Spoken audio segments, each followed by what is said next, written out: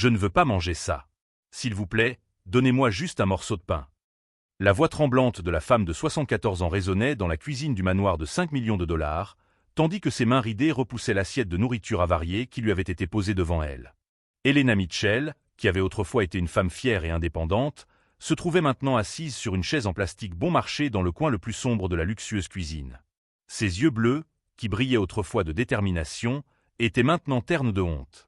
La robe qu'elle portait était simple et décolorée, contrastant brutalement avec le marbre italien qui recouvrait toute la cuisine autour d'elle. « Tu vas manger ce que je te donne, vieille inutile », dit Victoria Sterling avec une froideur qui rendait l'air de la cuisine encore plus glacial. La belle-fille d'Elena, une femme de 35 ans aux cheveux blonds parfaitement coiffés et vêtue de vêtements de marque, tenait une cuillère en métal comme si c'était une arme. « Ou alors tu ne manges rien. » Elena baissa la tête, sentant les larmes lui brûler les yeux. Comment en était-elle arrivée là? Elle, qui avait élevé son fils David en travaillant à 3 emplois, qui avait tout vendu pour payer ses études universitaires, était maintenant traitée comme un animal par sa propre famille. La transformation avait commencé il y a 2 ans, peu après que David se soit marié avec Victoria. Au début, la jeune épouse était polie, même affectueuse envers sa belle-mère. Mais dès que les noces furent terminées et qu'Elena emménagea dans le manoir du couple à Beverly Hills, tout changea. David passait 18 heures par jour à construire son empire financier, laissant les 2 femmes seules à la maison. Et Victoria montra son vrai visage. « Ma mère disait toujours que les belles-mères sont des fléaux », avait dit Victoria lors de l'une de leurs premières disputes. « Et toi, Elena, tu es la pire de toutes. » Ce qui faisait le plus mal au cœur d'Elena n'était pas seulement les insultes constantes ou la nourriture avariée qu'on la forçait à manger. C'était la solitude. David, son fils unique, le garçon qu'elle avait bercé pendant les fièvres, consolé pendant les cauchemars et encouragé à poursuivre ses rêves même lorsqu'il n'avait pas l'argent pour le loyer, la regardait à peine maintenant. « David est trop occupé à construire notre avenir », disait toujours Victoria lorsqu'Elena essayait de parler à son fils. « Il n'a pas le temps de s'occuper des vieilles. » Mais il y avait quelque chose que Victoria ne savait pas. Elena avait remarqué un schéma étrange ces dernières semaines. Tous les mardis, sa belle-fille disparaissait pendant des heures, toujours avec une excuse différente. Shopping, salon de beauté, salle de sport. Mais Elena avait vu Victoria revenir à la maison avec des vêtements froissés et du rouge à lèvres étalé. Des secrets étaient gardés dans ce manoir, et Elena soupçonnait qu'ils étaient plus sombres qu'elle ne l'imaginait. Ce mardi d'octobre, tandis qu'elle avalait à contre-cœur la soupe aigre que Victoria avait préparée spécialement pour elle, Elena n'avait aucune idée que sa vie allait changer complètement. David Sterling, le fils millionnaire qu'elle avait élevé avec tant de sacrifices, conduisait vers la maison à cet instant même, décidé à surprendre sa femme. Il avait annulé toutes les réunions de la journée, acheté des fleurs très chères et avait même pris une bouteille du champagne français préféré de Victoria. Ce que David ne s'attendait pas à trouver, c'était une scène qui allait changer sa perspective sur tout ce qu'il croyait savoir de sa famille. La sonnette du manoir retentit à 2 heures de l'après-midi. Elena leva la tête, surprise. Victoria ne recevait jamais de visiteurs à cette heure. La belle-fille regarda par la fenêtre et pâlit instantanément. « Merde !» murmura Victoria en courant pour cacher l'assiette de nourriture avariée d'Elena. « Va dans ta chambre, maintenant. » Mais il était trop tard. La clé tourna dans la serrure principale, et la voix familière de David résonna dans le hall d'entrée. « Chérie, je suis à la maison. J'ai apporté une surprise. » Elena sentit son cœur s'accélérer. Depuis combien de temps n'avait-elle pas entendu la voix affectueuse de son fils? Depuis combien de temps ne l'appelait-il pas « maman » au lieu de se contenter de lui faire un signe distrait dans le couloir? Victoria poussa Elena vers la porte arrière de la cuisine, lui chuchotant des menaces à l'oreille. Mais Elena, pour un moment de courage qu'elle n'avait pas ressenti depuis des mois, résista. « Non, dit-elle, sa voix plus forte qu'elle ne l'avait été depuis longtemps. Je veux voir mon fils. » Les pas de David approchaient de la cuisine, et Victoria paniquait. Ce qu'elle ne savait pas, c'est qu'Elena avait planifié ce moment depuis des semaines, rassemblant des preuves, se préparant à dire la vérité. Et ce que les 2 femmes n'avaient pas imaginé, c'est que David soupçonnait déjà que quelque chose n'allait pas dans sa maison. Le bruit des pas s'arrêta à la porte de la cuisine. En quelques secondes, 3 destins allaient s'entrelacer d'une manière qu'aucun d'eux n'aurait pu prévoir. Si vous appréciez cette histoire et souhaitez découvrir ce qui se passe lorsque David découvre enfin la vérité sur la façon dont sa mère est traitée, n'oubliez pas de vous abonner à notre chaîne pour ne manquer aucun détail de ce rebondissement palpitant. David Sterling s'arrêta à l'entrée de la cuisine, observant la scène devant ses yeux. Sa mère, Elena, était assise sur une chaise en plastique qu'il n'avait jamais vue auparavant, tandis que Victoria tenait une cuillère avec une expression coupable sur le visage. David! Quelle merveilleuse surprise! Victoria força un sourire éclatant, cachant rapidement l'assiette derrière son dos. Je pensais que tu étais à la réunion avec les investisseurs japonais. J'ai tout annulé pour passer du temps avec vous deux, dit David en s'avançant vers sa mère. Quelque chose n'allait pas. Elena semblait plus maigre, plus fragile qu'il ne s'en souvenait. Maman, comment vas-tu? Elena ouvrit la bouche pour répondre, mais Victoria intervint. Elle va très bien. Nous étions juste en train de cuisiner ensemble. N'est-ce pas, Elena? La vieille femme hocha silencieusement la tête, mais David remarqua ses mains trembler. Il remarqua également qu'elle évitait son regard, chose que sa mère n'avait jamais faite auparavant. Pendant toute son enfance, même dans les moments les plus difficiles où ils avaient à peine de quoi manger, Elena le regardait toujours droit dans les yeux avec fierté et détermination. « Victoria, il faut que je te parle », dit David en prenant sa femme par le bras et l'emmenant au salon. « Qu'est-ce que cette chaise en plastique fait dans notre cuisine ?»« C'est plus confortable pour elle », mentit Victoria en passant ses mains dans ses cheveux. « Tu sais comment les personnes âgées peuvent être exigeantes. » David fronça les sourcils. Sa mère n'avait jamais été exigeante. Au contraire, Elena se contentait toujours de peu, mettant toujours les besoins des autres avant les siens. C'était ainsi tout au long de son enfance, et cela avait été ainsi lorsqu'elle avait vendu sa modeste maison pour l'aider à acheter les premières actions qui l'avaient rendue millionnaire. « Et pourquoi a-t-elle l'air si maigre ?» insista David. « Quand l'avons-nous emmenée chez le médecin pour la dernière fois ?»« David, mon chéri, tu es paranoïaque, » dit Victoria en s'approchant de lui et en caressant son visage. « Ta mère est très bien prise en charge. Je m'assure moi-même de préparer tous ses repas. » Mais même pendant que Victoria parlait, David se souvenait de petits détails qu'il avait ignorés ces dernières semaines. Comment sa mère disparaissait toujours lorsqu'il rentrait à la maison. Comment elle ne s'asseyait plus jamais à la table avec eux. Comment Victoria avait toujours une excuse pour expliquer son absence. « Où dort-elle » demanda soudain David. « Je ne l'ai pas vue dans la chambre d'amis depuis des semaines. » Victoria hésita une fraction de seconde, mais cela suffit pour que David s'en aperçoive. Elle a demandé à rester dans la plus petite chambre, en bas. Elle a dit que les escaliers sont difficiles pour elle. David savait que c'était un mensonge. Elena avait toujours été active et indépendante, même à 74 ans. Elle montait et descendait les escaliers sans aucun problème lorsqu'elle avait emménagé dans le manoir il y a 2 ans. À ce moment-là, le téléphone de Victoria sonna. Elle regarda l'écran et son visage se tendit. « C'est ma sœur. Je dois répondre. »« Réponds ici, » dit David, mais Victoria marchait déjà rapidement vers le jardin. « C'est privé, » cria-t-elle par-dessus son épaule, sortant par la porte vitrée. David observa sa femme à travers les fenêtres panoramiques. Victoria gesticulait nerveusement en parlant au téléphone, regardant constamment derrière elle pour s'assurer qu'il ne la suivait pas. Elle cachait définitivement quelque chose.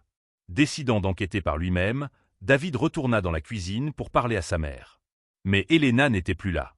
Il la trouva dans la petite chambre à l'arrière de la maison, une pièce qui servait autrefois à stocker les produits de nettoyage. « Maman !» David frappa doucement à la porte entrebâillée. « Puis-je entrer ?» Elena était assise sur un lit étroit et inconfortable, avec des draps qui avaient connu des jours meilleurs. Le contraste avec le reste du manoir luxueux était choquant. David sentit un nœud dans sa gorge. « Bien sûr, mon fils, » dit Elena en essayant de sourire. « Comment s'est passé le travail aujourd'hui ?»« Je suis parti plus tôt du travail pour être avec vous. » David s'assit sur le bord du lit. « Maman, es-tu heureuse ici ?» Elena fit une longue pause. David pouvait voir un conflit intérieur dans ses yeux bleus. Enfin, elle soupira. « Mon fils, je veux juste que tu sois heureux, » dit-elle. « Victoria est une bonne épouse pour toi. » « Ça ne répond pas à ma question, » insista David. « Es-tu heureuse ici? Es-tu bien traitée ?» Les larmes commencèrent à se former dans les yeux d'Elena. Elle ouvrit la bouche pour parler, mais à ce moment Victoria apparut à la porte. « David, te voilà, » dit-elle avec une joie forcée. « Ta mère a besoin de se reposer. Le médecin a dit qu'elle avait besoin de beaucoup de repos. »« Quel médecin ?» David se leva. « Quel médecin? Quand est-elle allée chez le médecin ?» Victoria semblait prise dans un autre mensonge. Le docteur Martinez, de la clinique locale. C'était la semaine dernière. David connaissait tous les médecins de Beverly Hills. Il n'y avait pas de docteur Martinez à la clinique locale. Un autre mensonge. « Maman, cela te dérangerait si je restais ici ce soir ?» demanda David, ignorant le regard désespéré que Victoria lui lança. Nous pourrions regarder ces vieux films que nous regardions ensemble. Le visage d'Elena s'illumina pour la première fois depuis des mois. J'adorerais, mon fils. David, nous avions des plans, protesta Victoria. Le dîner au club. Annule-le, dit fermement David. Ce soir, je veux rester avec ma mère. Victoria sortit de la chambre visiblement irritée, et David put l'entendre parler au téléphone à nouveau dans le couloir. Une fois de plus, elle chuchotait comme si elle partageait des secrets. Pendant qu'Elena choisissait un film, David observait chaque détail de la petite chambre. Il n'y avait pas de chauffage, malgré un mois d'octobre particulièrement froid. Aucun produit d'hygiène adéquat. Les vêtements de sa mère étaient dans un sac en plastique par terre. « Maman, » dit David doucement, « depuis combien de temps dors-tu dans cette chambre ?» Elena évita à nouveau son regard. Depuis que Victoria a pensé que ce serait mieux pour tout le monde. Et quand était-ce? Peu après le mariage. David sentit la colère monter dans sa poitrine. Sa femme avait banni sa mère dans une chambre de stockage juste après le mariage, et il avait été trop aveugle pour le remarquer. Mais il y avait autre chose. Pendant le film, David remarqua comment Elena réagissait chaque fois qu'elle entendait des pas dans le couloir.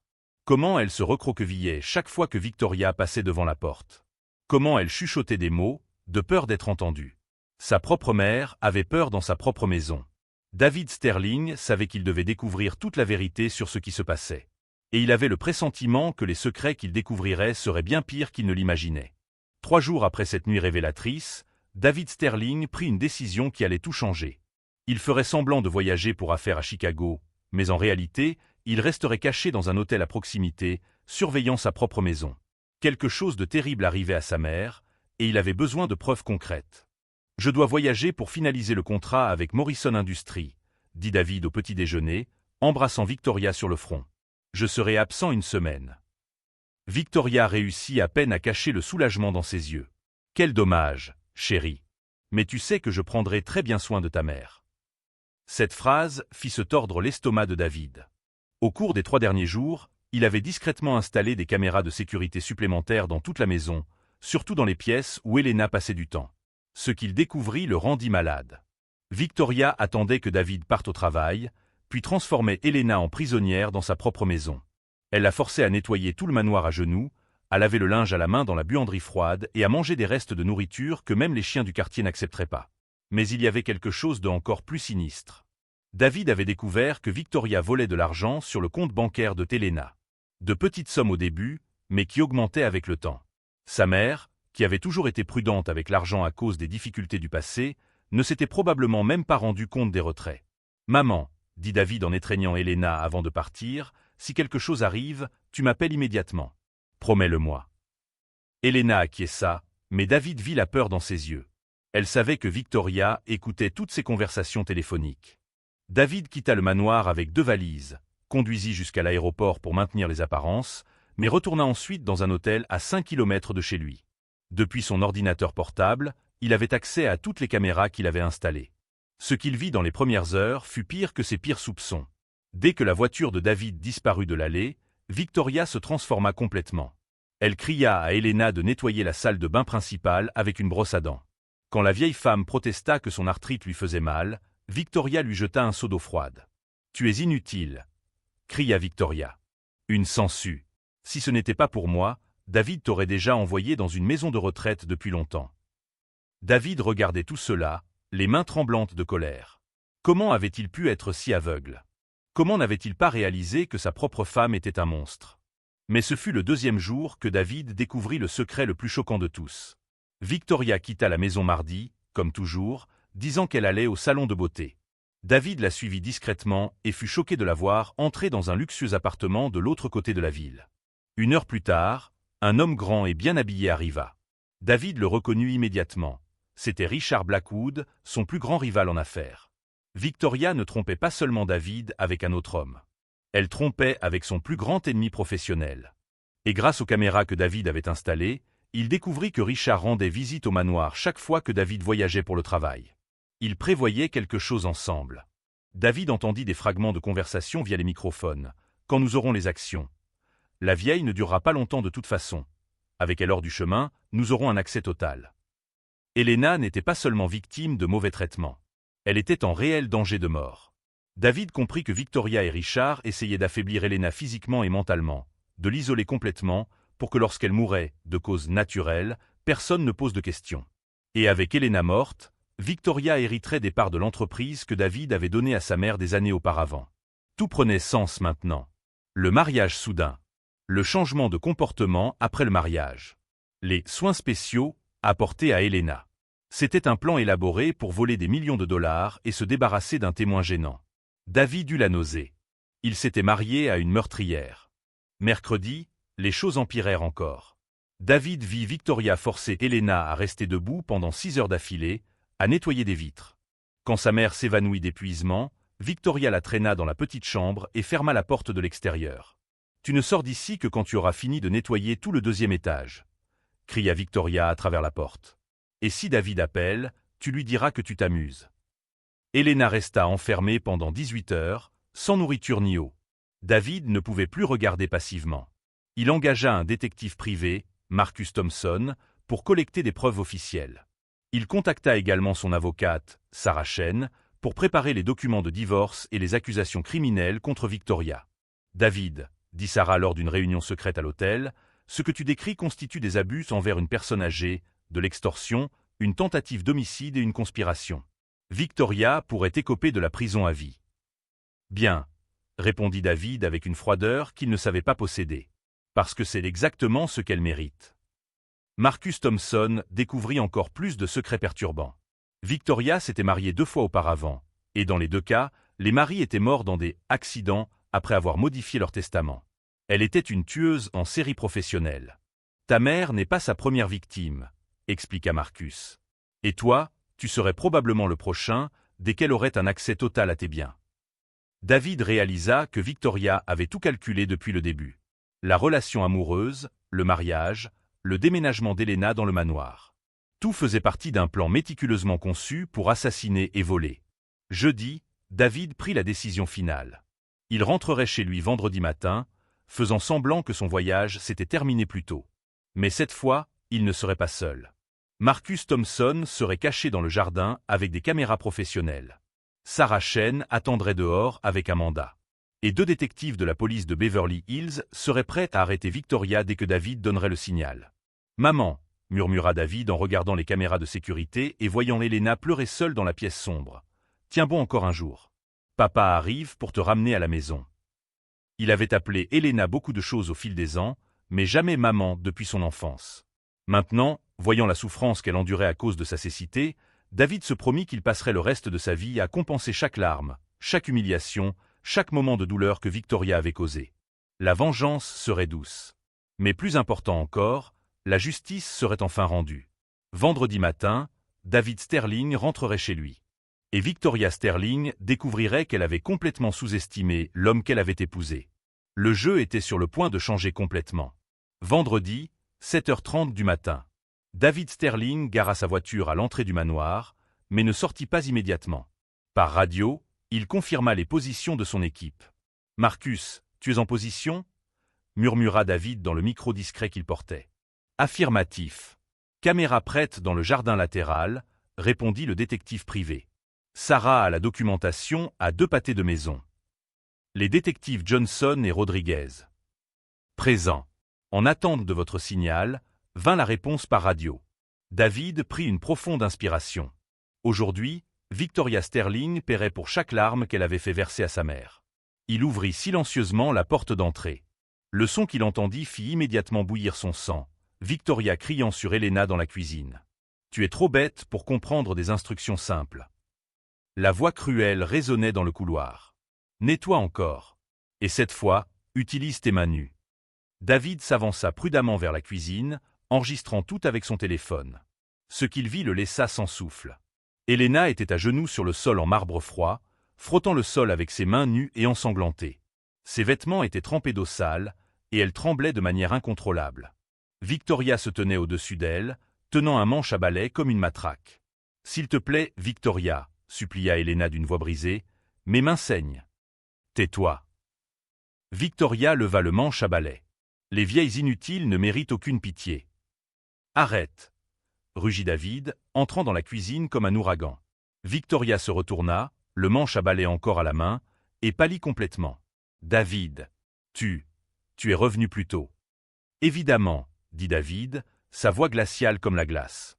Il se baissa et aida Elena à se relever, remarquant à quel point elle était fragile et tremblante. « Maman, ça va. » Elena commença à pleurer, tenant le bras de son fils comme s'il était un sauveur. « Fils, Chut, tout va bien maintenant, » le consola David, puis se tourna vers Victoria avec des yeux qui pouvaient tuer. « Et toi, chère épouse, tu as beaucoup à expliquer. » Victoria essaya de forcer son sourire habituel, mais ses mains tremblaient. « David, ce n'est pas ce que ça semble être.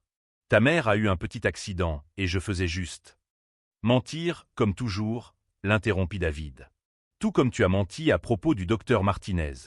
Tout comme tu as menti à propos de tes après-midi au salon de beauté. » Le visage de Victoria se tordit de confusion et de peur. « De quoi parles-tu ? » « Je parle de tes après-midi dans l'appartement avec Richard Blackwood, » dit David, regardant Victoria pâlir. « Je parle de ton plan pour assassiner ma mère et voler ses actions dans l'entreprise. » Victoria recula, renversant une chaise. « Tu es fou.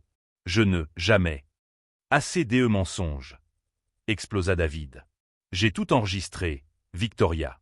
Chaque abus, chaque humiliation, chaque moment de torture que tu as infligé à la femme qui m'a donné la vie. » Il sortit son téléphone et commença à montrer les vidéos des caméras de sécurité.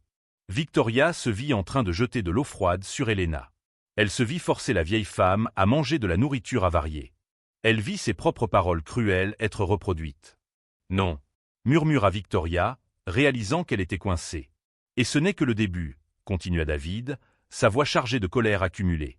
« Marcus Thompson a découvert ta véritable identité, Victoria Morrison. Ou devrais-je dire Jennifer Walsh? Ou peut-être Suzanne Martinez. » Victoria tenta de courir vers la porte, mais David bloqua son chemin. « 2 décès suspects de mari précédents, » énuméra David. Les 2 avaient changé leur testament avant de mourir.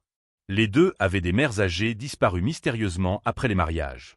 « Tu ne peux rien prouver, » cria Victoria, désespérée. « Je peux et je vais, » répliqua David. « Mais d'abord, tu vas t'agenouiller et demander pardon à ma mère pour chaque seconde de souffrance que tu as causée. »« Jamais » cracha Victoria. « Cette vieille inutile méritait tout ce qu'elle a reçu. C'est un poids mort, un parasite. » C'était la goutte d'eau. David se précipita sur Victoria, mais Elena lui saisit le bras. « Non, fils, » dit doucement Elena. « Ne t'abaisse pas à son niveau. Tu es meilleur que ça. » À ce moment, la porte d'entrée s'ouvrit et Richard Blackwood entra, portant une mallette. Il s'arrêta net en voyant David. « Quelle coïncidence » dit David sarcastiquement. « Le complice arrive juste à temps. » Richard tenta de sortir, mais les détectives Johnson et Rodriguez apparurent derrière lui, bloquant la sortie. « Richard Blackwood, » dit le détective Johnson, « vous êtes en état d'arrestation pour conspiration, tentative d'homicide et extorsion. » « Victoria Morrison, » dit le détective Rodriguez, « vous êtes arrêté pour abus envers les personnes âgées, tentative de meurtre, fraude et suspicion de meurtre dans 2 affaires précédentes. » Victoria commença à crier comme une folle. « Vous ne pouvez pas me faire ça. Je suis riche. J'ai des droits. »« Les seuls droits que vous avez maintenant sont celui de rester silencieuse, » dit le détective Johnson en lui passant les menottes. Sarah Chen entra avec une pile de documents. « David, nous avons obtenu l'ordonnance de restriction, le blocage de tous ses comptes bancaires et l'annulation du mariage pour fraude. » Victoria fut emmenée en hurlant des menaces et des malédictions. Richard Blackwood fut emmené en silence, mais son regard promettait vengeance. « C'est fini, maman, » dit David, serrant tendrement Elena. « Elle ne pourra plus jamais te faire de mal. » Elena pleura dans ses bras, des années de souffrance enfin libérées. « Fils, pardonne-moi de ne pas avoir parlé plus tôt. J'avais tellement peur. »« Tu n'as rien à te reprocher, » dit David, ses propres larmes tombant. « J'aurais dû le remarquer. J'aurais dû te protéger. » Marcus Thompson apparut à la porte, surveillant ses caméras. « Nous avons tout documenté.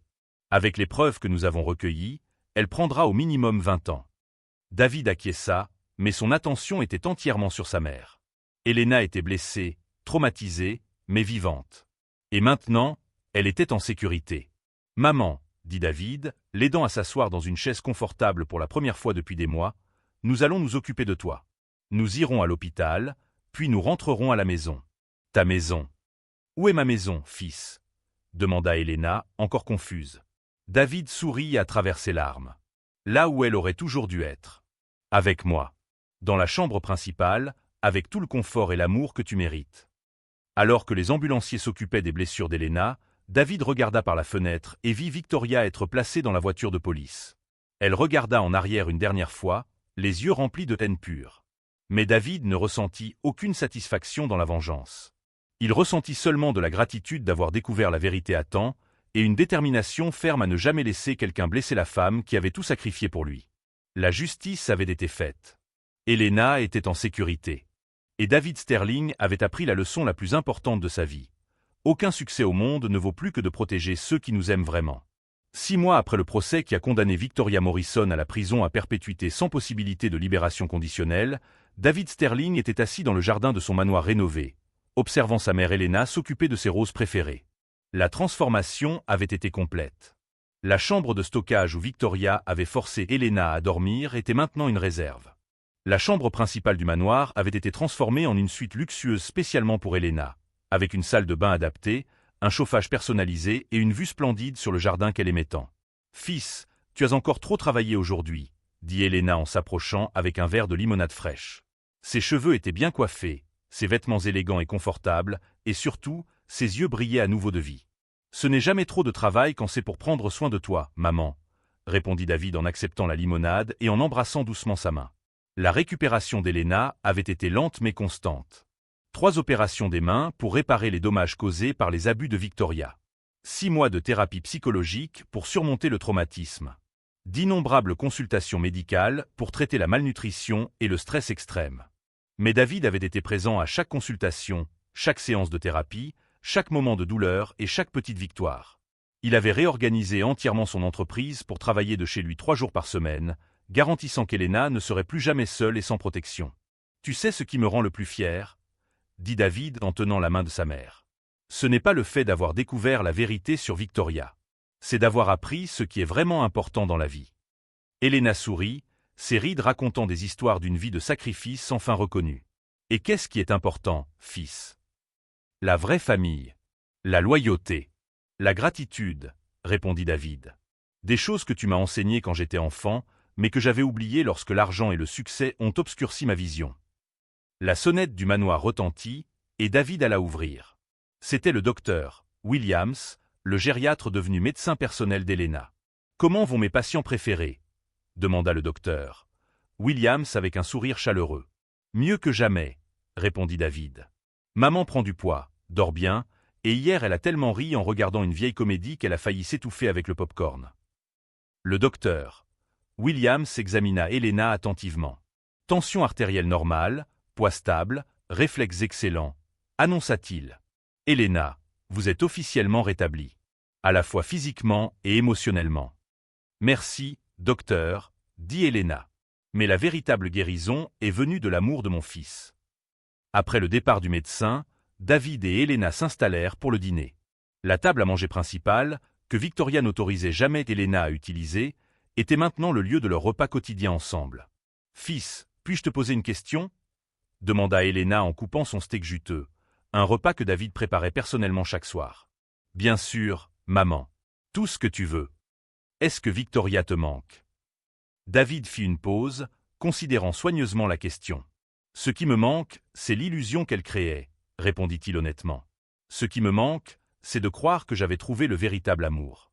Mais la femme que je pensais aimer n'a jamais vraiment existé. » Elena acquiesça avec compréhension. « Et peux-tu te pardonner à toi-même ?»« J'apprends, » admit David.